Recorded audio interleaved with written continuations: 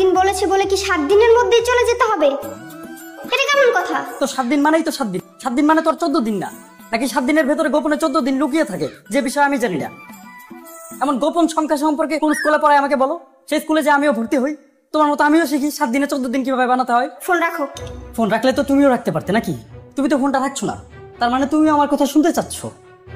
এটা তোমার ভুল ধারণা, একদমই তোমার কথা শুনতে চাচ্ছি না। তাহলে নিজে ফোনটা কাটছো না কেন? কারণ আমার হাত বন্ধ, আমি কাজ করছি। তোমার মতো আমি বেকার বসে থাকি না। কি বললে? আমি বেকার বসে থাকি? সারাদিন অফিসে কাজ করি, বাসায় এসে তারপর ডিম ভাততে হয়, আবার বলছো আমি সারাদিন বেকার বসে থাকি।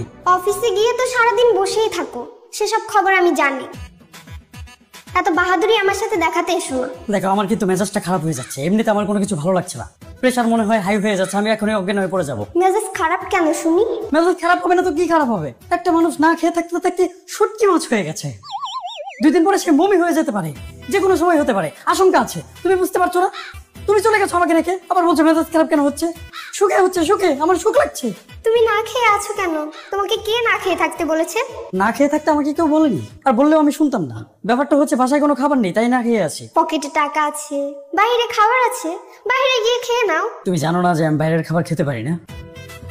তুমি 7 দিনের জন্য গেছো, 14 দিন হতে চললো, তোমার আসার কোনো খবর নেই। তোমার কি একটুও খারাপ লাগে না? হ্যাঁ, তুমি কি করছো ওখানে? 2-1 দিনের মধ্যেই চলে আসবো, তুমি মাথাটা ঠান্ডা করো। এখন আবার এসব কথা বলছো? এই, তুমি আসবে কবে বলো তো? না আসলে সেটাও সরাসরি বলো।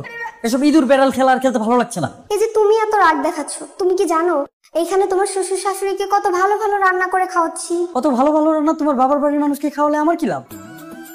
আমি তো না খেয়ে সত্যি হচ্ছি। তোমার শ্বশুর শাশুড়িকে আমি ভালো ভালো রান্না করে খাওয়াচ্ছি, তোমার কিছুই যায় আসে না।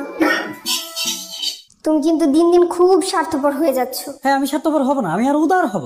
আমার এই বিপদের দিনে আমি আমার কথা না চিন্তা করি, আমি মানুষের কথা চিন্তা করবো। এখন তুমি বললে তো আর আমি উড়ে চলে আসতে পারবো না। কি জন্য ফোন করেছো সেটা বলো। অনেকক্ষণ যাবত একটা ডিম ভাজার চেষ্টা করছি, কিন্তু ডিমের খোসা ডিমের ভেতরে পড়ে গেছে, বের করতে পারছি না। আচ্ছা, বের করার কোনো সিস্টেম তোমার জানা আছে?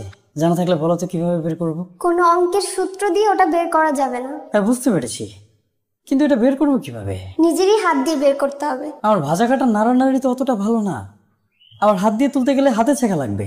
কি করবো বলো তো? ঠিক আছে, ওটা ফেলে দাও আর একটা ডিম ভাজো। এই, আমি না অত ভাজাভাজির মধ্যে নেই। তুমি এক কাজ করো, সোজা বাসায় চলে আসো। তুমি এত চিন্তা করছো কেন? আমি আছি তো, আমি তোমাকে ভেজে খাওয়াবো। ঘোড়ার ডিম। না, আমি অত কিছু চাই না, তুমি তাড়াতাড়ি বাসায় চলে এসো। আজব কথাবার্তা বলো, আমি এখন কিভাবে চলে আসবো? তুমি জানো আজকে আমি কত ভালো একটা পুডিং বানিয়েছি, সবাই আমার প্রশংসা করেছে। অর্থাৎ তুমি রাখো তো।